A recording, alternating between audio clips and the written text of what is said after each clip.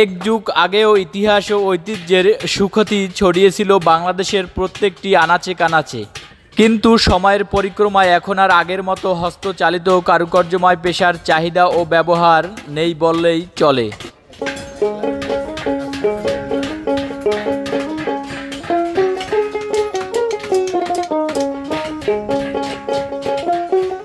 এক সময়ের অত্যন্ত জনপ্রিয় একটি বাদ্যযন্ত্র যার নাম তবলা।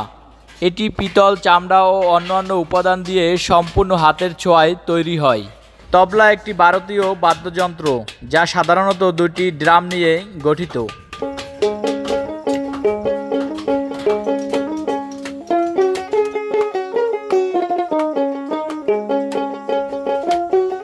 একটি ড্রাম বড় এবং অন্যটি ছোট। বড় ড্রামটিকে বলা হয় দায়া বা বায়া এবং ছোট ড্রামটিকে বলা হয় দাইন বা তবলা।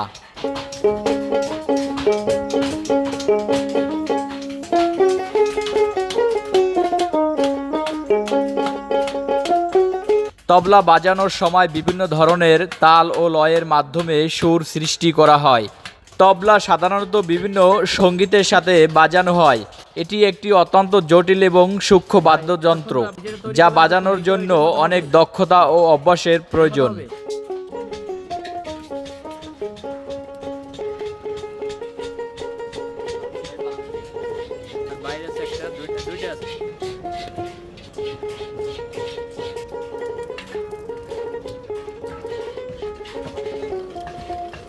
তবলা মোশাররফ ভাই